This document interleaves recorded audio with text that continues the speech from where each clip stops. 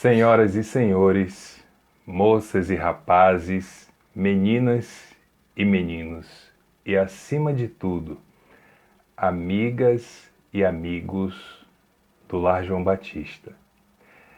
Eu sou Ivan César e realmente estou muito contente, até emocionado em estar gravando esse vídeo, essa palestra virtual para a casa onde comecei, onde conheci, e posso falar conheci na melhor tradução dessa palavra, a doutrina espírita. A casa onde iniciei os meus estudos, a casa onde fiz curso básico, curso de passe, escola mediúnica 1 e 2, a casa em que durante 8 anos estive ligado mais diretamente, mas que essas ligações ainda permanecem, porque efetivamente, principalmente no que temos visto na atualidade do movimento espírita, para mim, eu confesso que eu não sei dizer se foi uma sorte ou se foi um direcionamento. Muito mais provável a segunda opção, de eu ter chegado à doutrina espírita pelas portas do Lar João Batista. Uma casa séria, uma casa pautada nos estudos da doutrina espírita, conforme Kardec orientava, e justamente por conta desses estudos, nos dá, como deu a mim, a oportunidade de revisão dos nossos dias, das nossas ideias, da nossa visão de mundo. Então, o Lar João Batista, quem já em alguma vez na vida viu ou ouviu uma palestra minha, com certeza já ouviu o nome dessa casa, porque a minha dívida de gratidão com a instituição, com os benfeitores que nela trabalham, inclusive um benfeitor de grandíssima importância para a minha vida foi lá onde comecei a ter os primeiros contatos perceptíveis. E não esquecendo o nome de Angélica Santos, que foi presidente desta casa durante muitos anos, durante 3 décadas, e que hoje se encontra afastada não apenas da casa, como de todo o movimento, por motivos de saúde. Então, antes que eu comece a chorar aqui e já encerre o trabalho antes de começar, a minha gratidão a essa casa e às pessoas que dela tão bem cuidam. A proposta é falarmos sobre Jesus. E claro, não existe, no meu modo de enxergar as coisas, falar de Espiritismo sem falar de Jesus. Porque o Espiritismo nada mais é que a tradução, a interpretação da passagem dos ensinamentos de Jesus enquanto ser encarnado aqui na Terra. E nós devemos, se efetivamente espíritas formos, basear as nossas ações, as nossas propostas, naquilo que nos foi orientado pelo Mestre. Mestre este que nesses últimos 2000 anos, que é o tempo,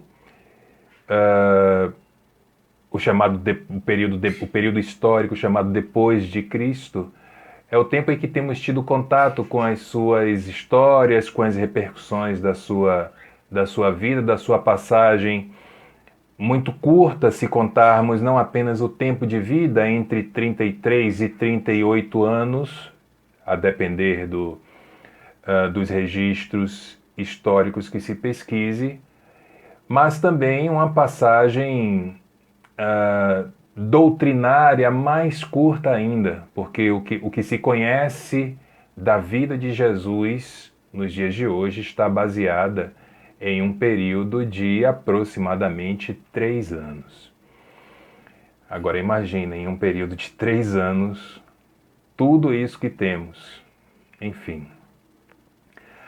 Mas a história, e aí eu não posso deixar de falar nos arranjos políticos e religiosos que nós, desde que a religião surge na Terra, desde que a religiosidade, a espiritualidade surge na Terra, nós temos passado. Ela terminou, ele terminou, esses arranjos terminaram transformando Jesus em um personagem que, da forma como é apresentada hoje, ele nos é inalcançável.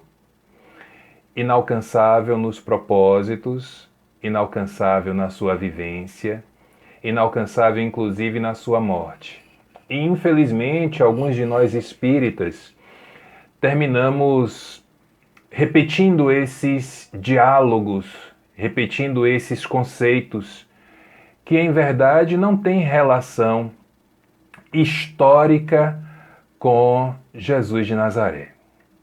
É muito comum ouvirmos no meio espírita dizer: Jesus não sofreu, Jesus não teve sofrimento material porque Jesus era constituído de um corpo fluídico. Essa é uma afirmação baseada em um concorrente, entre aspas, de Allan Kardec, já à época da codificação, que era Rustang. Então eu costumo dizer que isso está baseado no espiritismo rustanguista, não está no espiritismo kardecista, embora não goste do rótulo. E Rustang baseou a sua, imagino eu, baseou a sua opinião de ser Jesus um corpo fluídico nos textos de Paulo, levando em consideração apenas a contribuição daquele que é considerado hoje pela Igreja Católica o maior apóstolo cristão.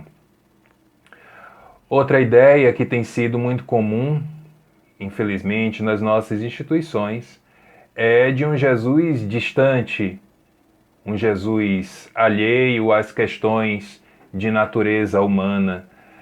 Seria mesmo Jesus um ser à parte na humanidade, no sentido da sua vivência social? Por que será que Jesus se propôs, por exemplo, a fazer um milagre, o primeiro milagre registrado na história do Cristo foi em um casamento?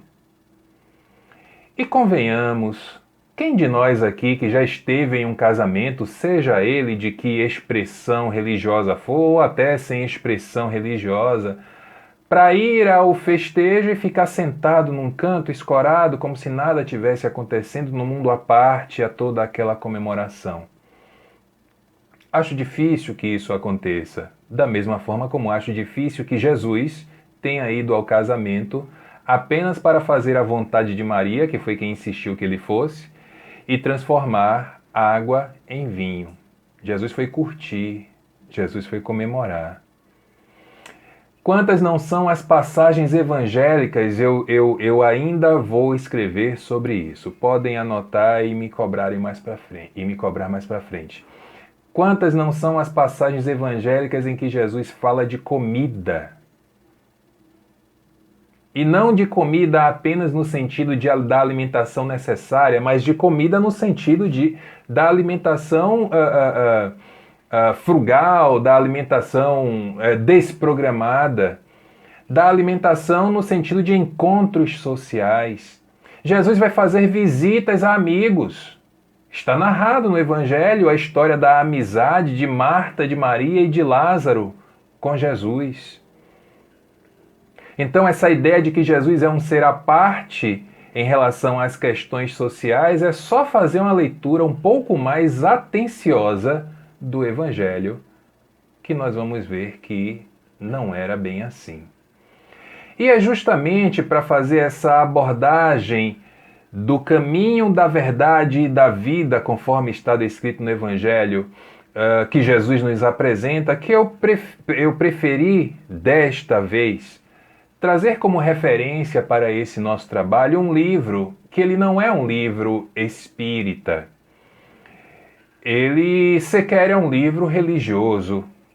É um best-seller, é um livro lançado já há alguns anos, alguns bons anos, que se chama Zelota. O seu autor se chama Reza Aslan. E Reza Aslan, ele tem uma história interessante porque ele é de origem muçulmana, pelo nome vocês já devem ter feito uma ideia disso. E ele se converte ao cristianismo, em primeira instância, pelas vias das igrejas pentecostais e neopentecostais, mas ele começa a ver ali um Jesus muito distante, um Jesus à parte, um Jesus que não o preenchia, que não se fazia presente nas questões do dia a dia. Então, o que é que ele faz? Ele se propõe a estudar o Jesus histórico. Ele não está, nessa obra, ele não está interessado no Jesus Cristo. Ele está interessado no Jesus de Nazaré. Então, baseado nessa obra, eu, inclusive, já quero fazer uma pequena alteração no tema, que é uma alteração, inclusive, olha a minha pretensão, do texto evangélico, quando Jesus diz assim: eu sou o caminho, a verdade e a vida. Ninguém irá ao reino dos céus sem passar por mim. Para facilitar a nossa compreensão, eu sugiro que, pelo menos para este trabalho, nós entendamos a frase com uma pequena inversão no início dela. Ao invés de de entendermos caminho, verdade e vida, que nós entendamos verdade, caminho e vida.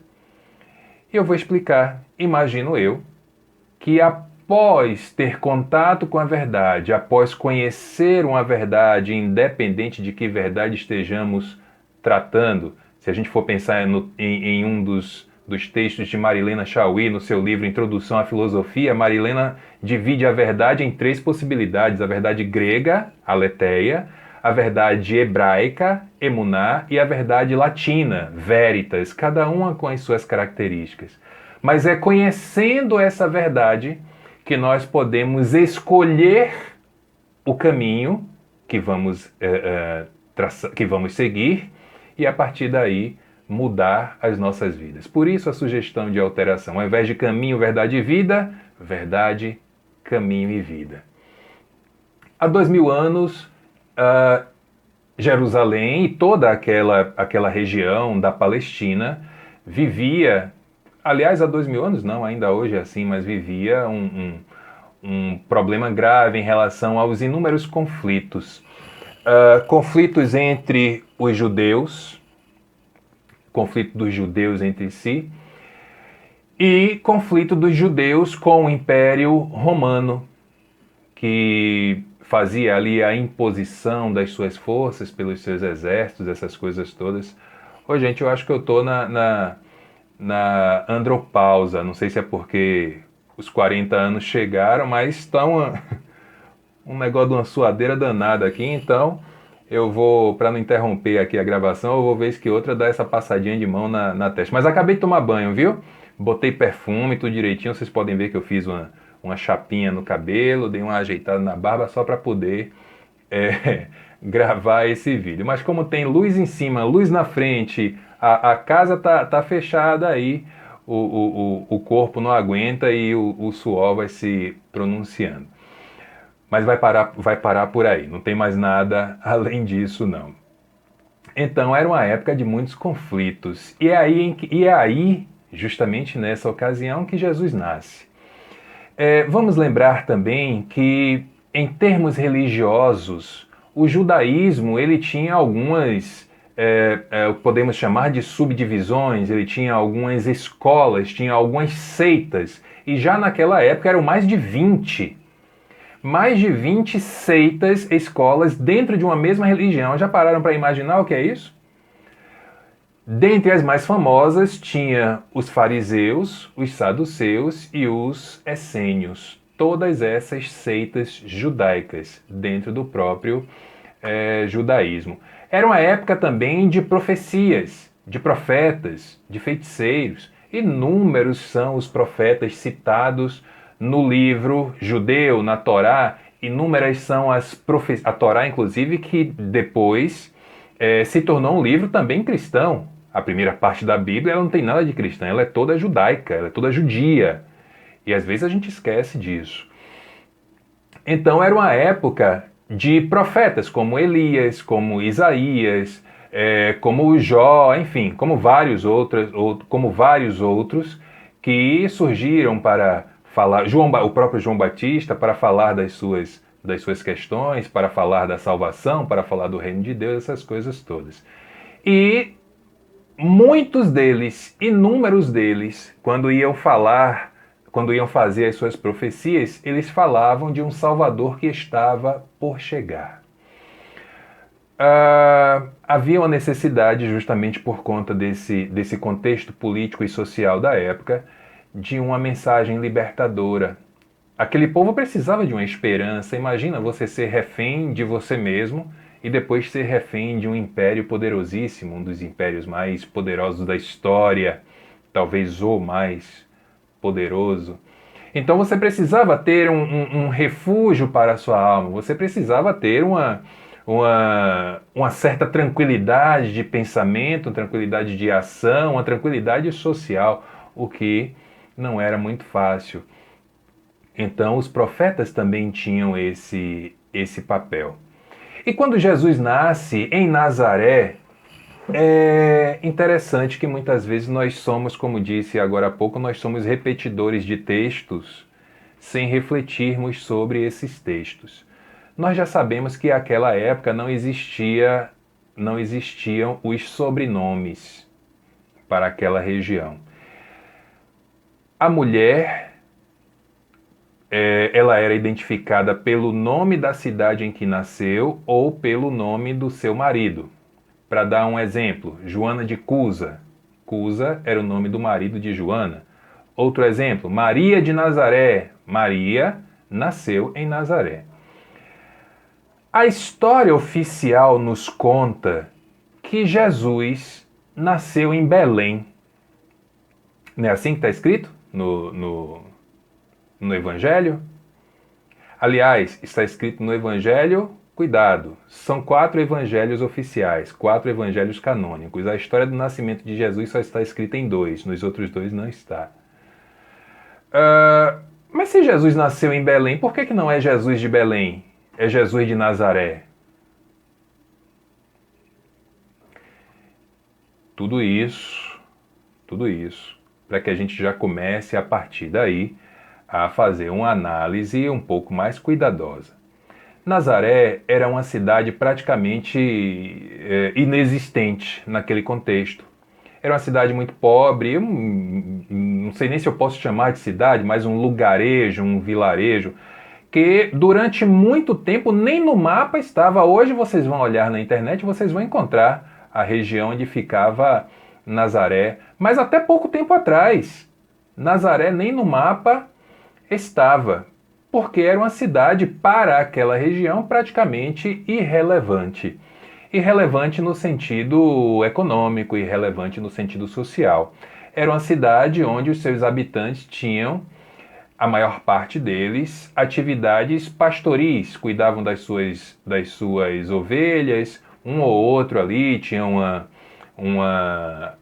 atividade diferente, como por exemplo, José, o pai de Jesus, ele era carpinteiro. Era uma cidade onde a esmagadora maioria da população era analfabeta, não sabia ler, não sabia escrever. E além do mais, tinha a dificuldade da língua. Dificuldade entre aspas, porque há alguma semelhança, mas em Nazaré todos falavam aramaico, como Jesus também falava. Em Jerusalém e em outras cidades se falava hebraico.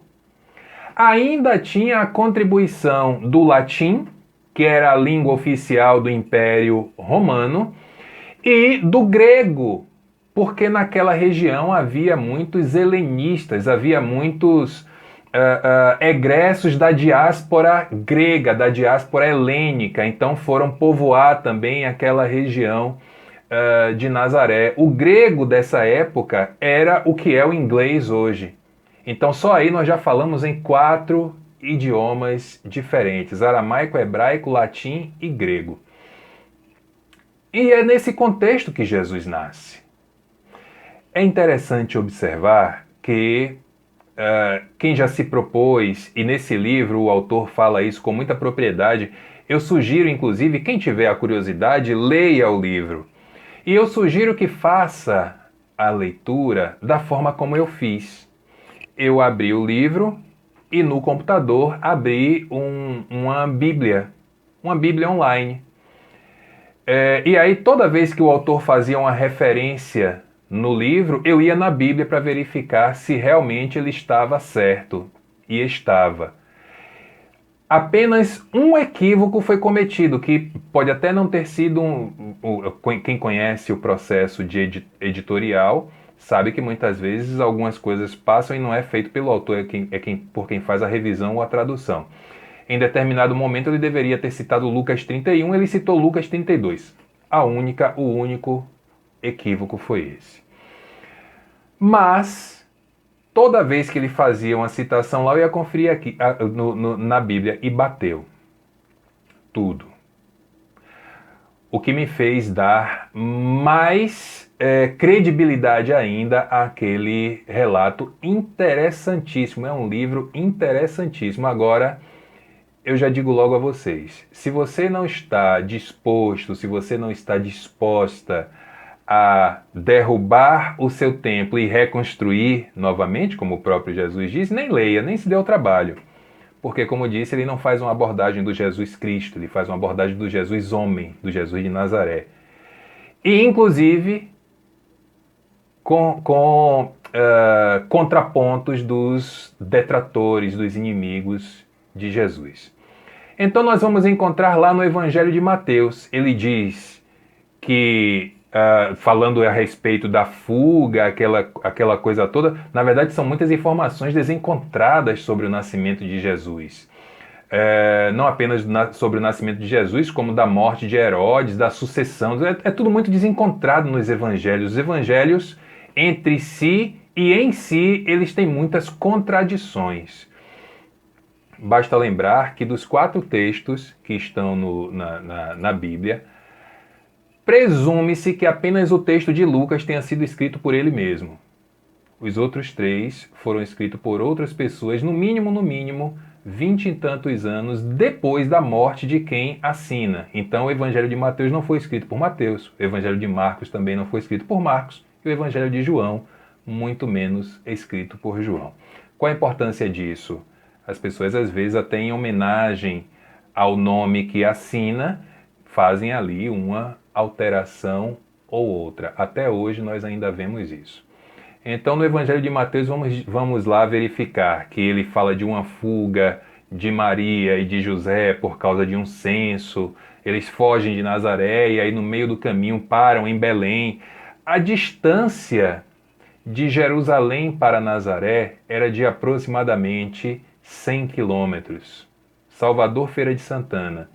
A distância de Nazaré para Belém era de quase 50 quilômetros. Salvador, Praia do Forte.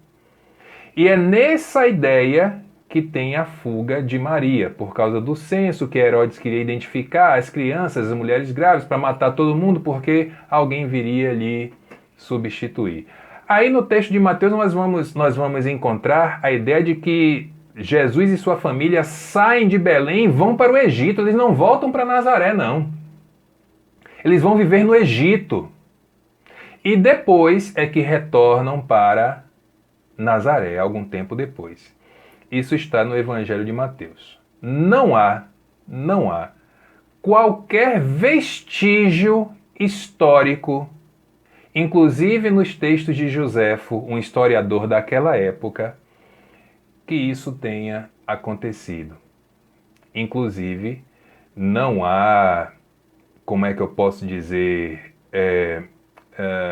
não há aí uma conexão de fatores para que efetivamente tenha havido essa necessidade dessa fuga deslocada de uma família que era de uma cidade irrelevante, que vai andando 50 quilômetros para outra cidade, depois não sei quantos quilômetros para outro país, para depois voltar à sua terra natal como se nada tivesse acontecido.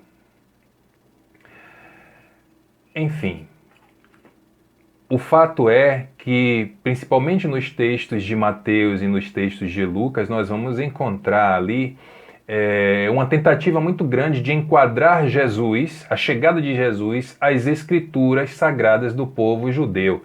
Essa ideia de que o Salvador ele viria de Belém, ele nasceria em Belém, ela é uma ideia do profeta Miqueias. A ideia de Mateus de que o Salvador ele teria que fugir e viria do Egito, isso está no profeta Oséias. Tudo isso muito tempo antes do nascimento de Jesus. Muitas vezes nós dizemos assim, eu não sei porquê disso, daquilo, porque Jesus não deixou absolutamente nada escrito. É verdade, Jesus não deixou nada escrito. Mas nós já paramos para refletir por que Jesus não deixou nada escrito? Quando uma pessoa, qualquer pessoa, uma pessoa qualquer como eu, como vocês, não deixa nada escrito em lugar nenhum, em época nenhuma da sua vida, qual é a primeira possibilidade que nós já podemos levar aí em consideração? Essa pessoa não sabe escrever. Ela é analfabeta.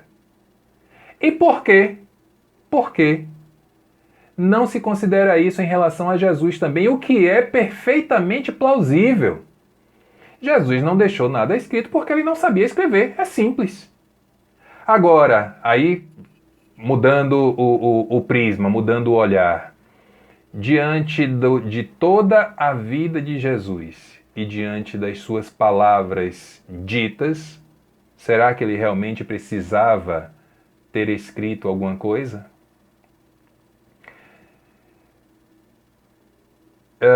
É plausível que Jesus não soubesse escrever, porque, como disse, a sua família era muito pobre.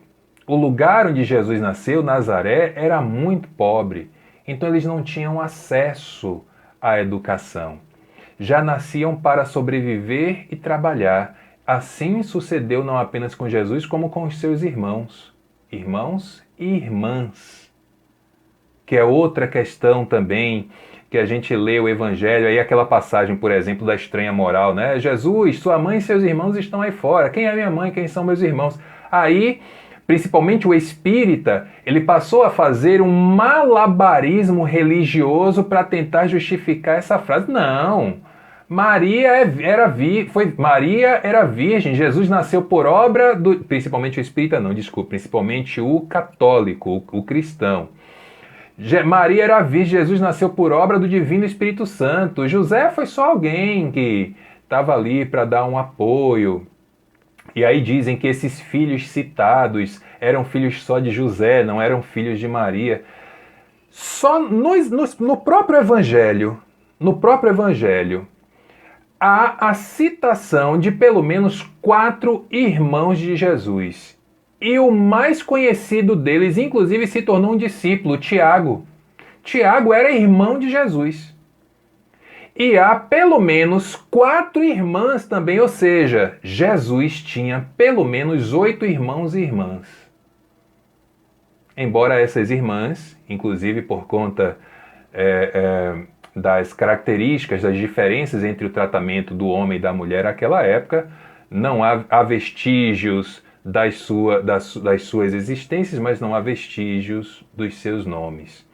Então, fato é que há as referências a respeito dos irmãos de Jesus, mas não há qualquer referência dando uma mínima ideia de que os irmãos de Jesus são filhos apenas de José. Aliás, vocês já repararam como José simplesmente some da vida de Jesus? Os textos evangélicos, nos 4 evangelhos, eles citam José ali até mais ou menos, no máximo, o 3º capítulo. A partir daí ele some, ninguém mais ouve falar em José, ninguém sabe que fim José levou. Cuidado que isso já pode ser uma alteração proposital para reforçar a ideia da pureza de Maria, que nós sabemos que, como qualquer outra criança no mundo, na história da humanidade, Jesus nasceu do ventre de Maria pelos métodos normais de inseminação: espermatozoide, óvulo, coito sexual, espermatozoide, óvulo, gravidez. Porque se assim não fosse, as leis de Deus não teriam estabilidade. Porque se dizemos, como o próprio Jesus disse, que Deus não escolhe, Deus não privilegia, Deus não trata ninguém de forma diferente, por que com ele seria assim? O mensageiro da palavra de Deus. Diferente do que disse por aí, porque Jesus ele apenas nasceu em uma família judia, em uma sociedade judia, mas ele não era judeu, era judeu. Jesus era judeu, Jesus propagava o judaísmo e Jesus respeitava de forma absurda os preceitos judaicos. Jesus só não respeitava duas ideias judaicas. A primeira, sobre a alimentação, porque com ele não tinha essa coisa de... Inclusive, se a gente for pensar no que falei agora há pouco, daquela cidade onde Jesus nasce, das suas características de pobreza, ora, quem é o pobre que escolhe o que comer? O pobre escolhe o que está na sua frente. Então Jesus não seguia essa questão alimentar e Jesus não seguia a regra de guardar os sábados para o descanso. Então ele saía para pregar quando fosse, não tinha isso com ele não.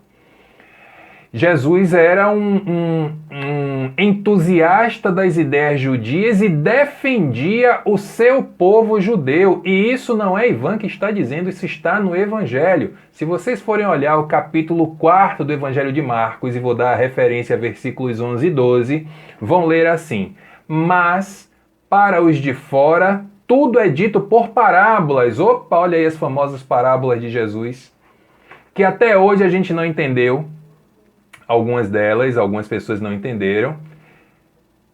Para os de fora, tudo é dito por parábolas, para que possam ver e não percebam. Gente, vamos ler com atenção. Para que possam ouvir e não entendam. Ou seja, qual era a ideia do mestre? Salvar o seu povo. Que povo? O povo judeu. Isso é histórico e é religioso. Se a gente lê e não percebe, aí já é uma outra questão.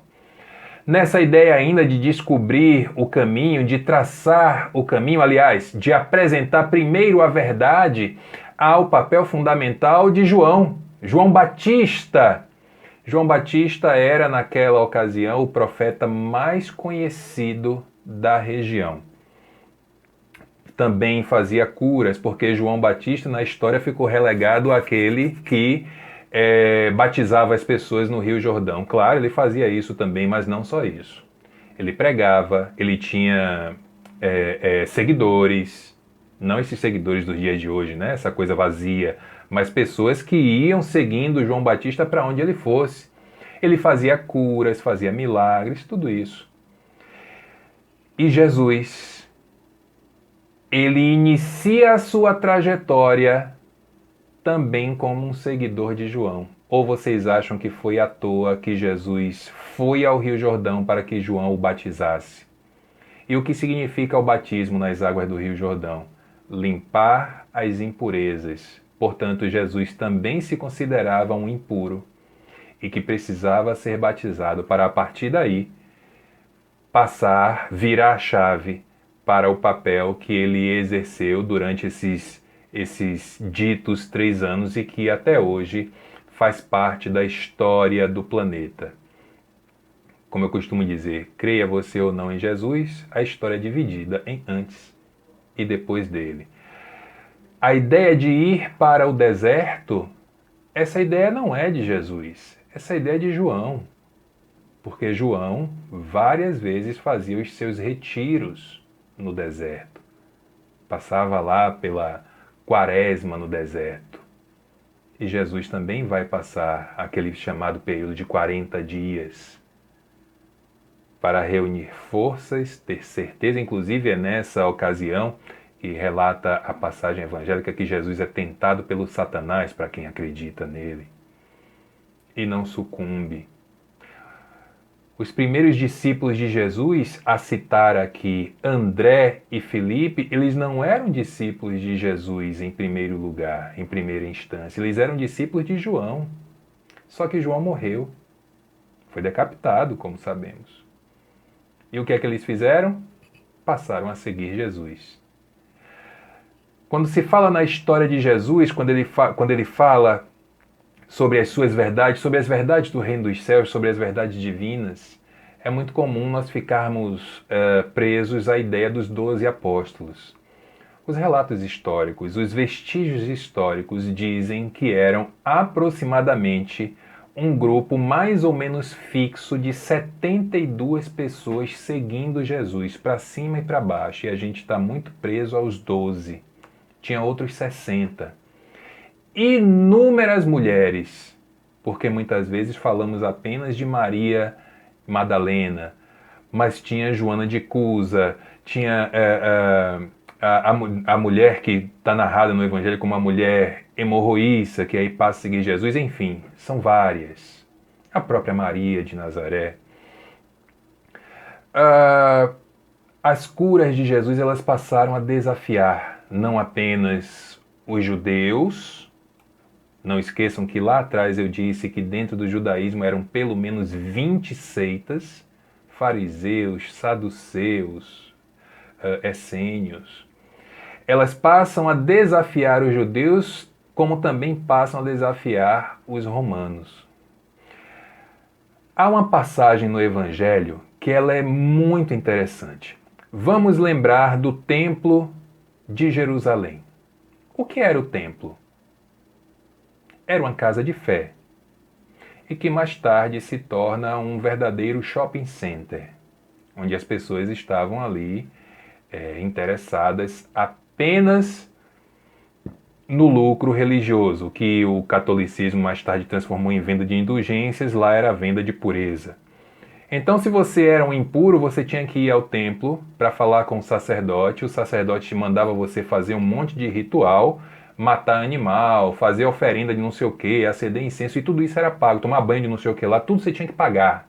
E pagar caro, para a partir daí você sair purificado. E o que é que Jesus faz em uma das passagens evangélicas? E aí mostra o Jesus revolucionário social e religioso. Social por tudo aquilo que ele era contrário naquela sociedade, e religioso, inclusive por isso que eu vou narrar agora. Ele faz uma cura de um homem, o homem volta a enxergar, ele aí diz assim: vá ao templo e mostre o sacerdote que você agora está curado. Rapaz, isso é um desafio grave.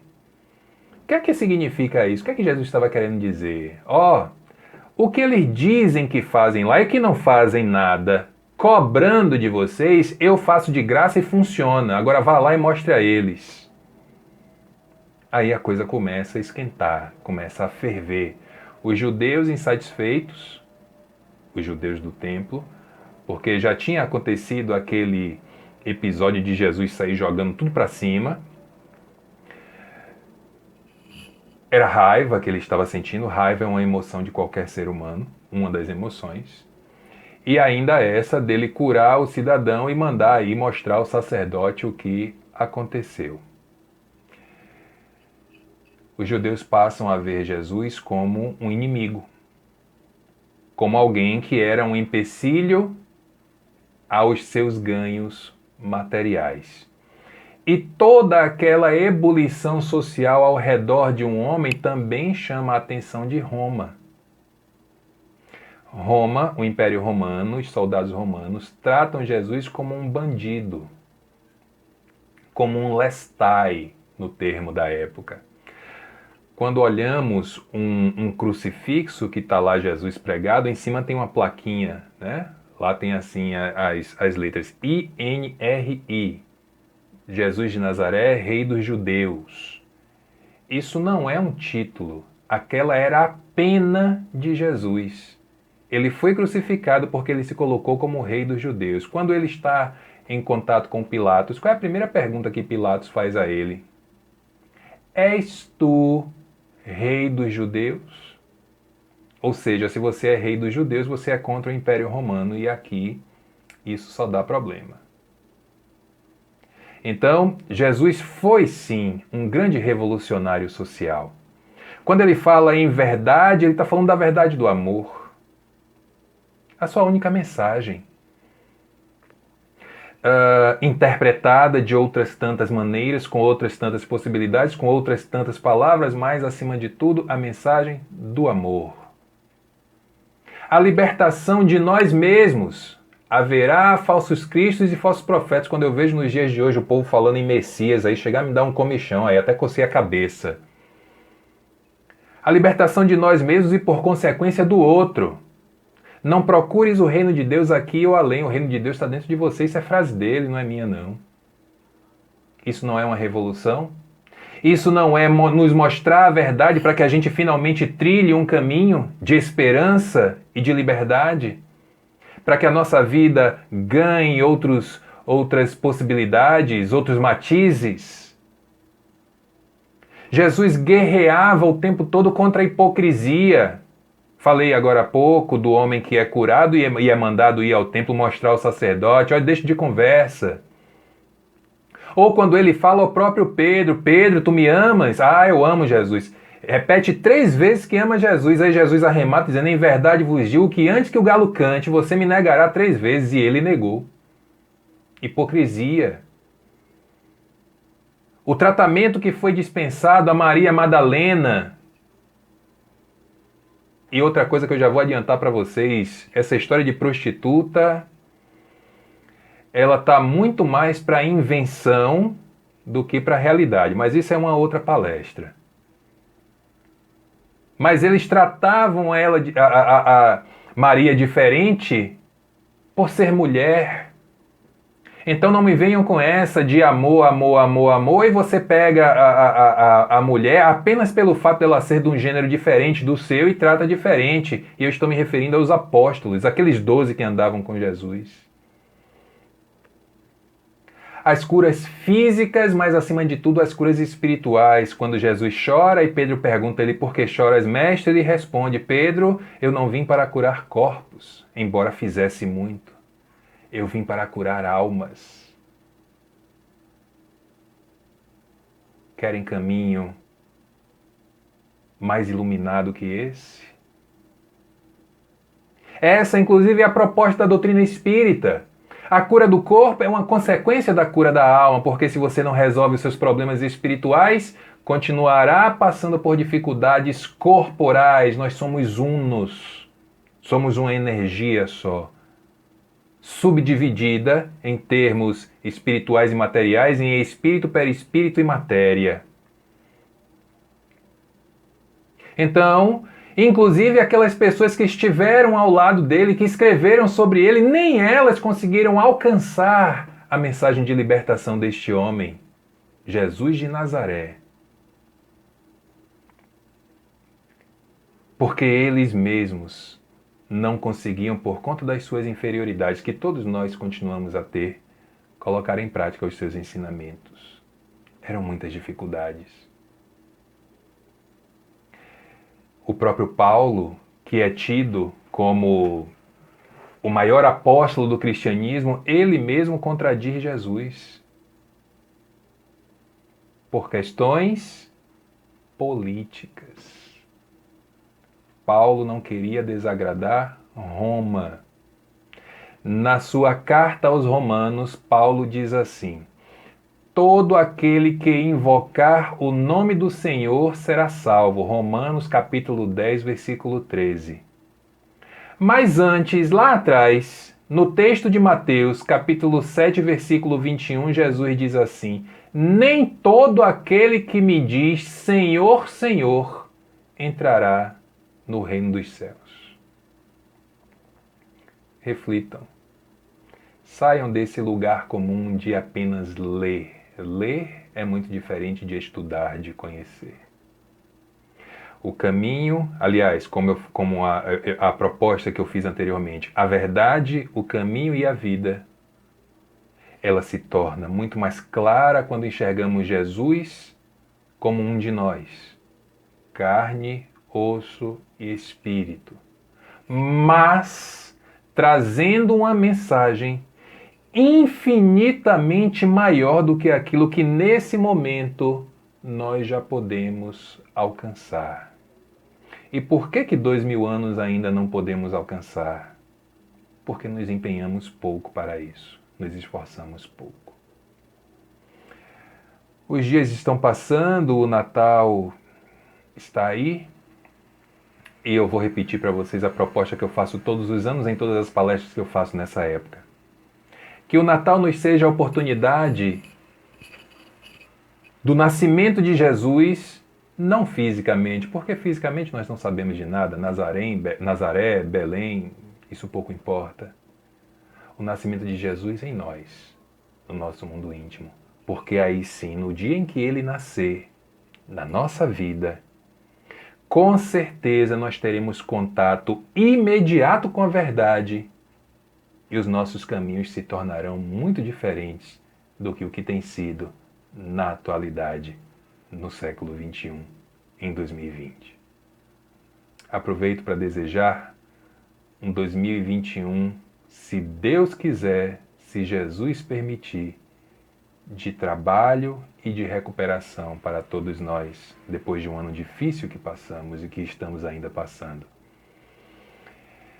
E desejar a vocês votos de paz e a misericórdia do Senhor. Que o Mestre nos abençoe a todos, hoje e sempre.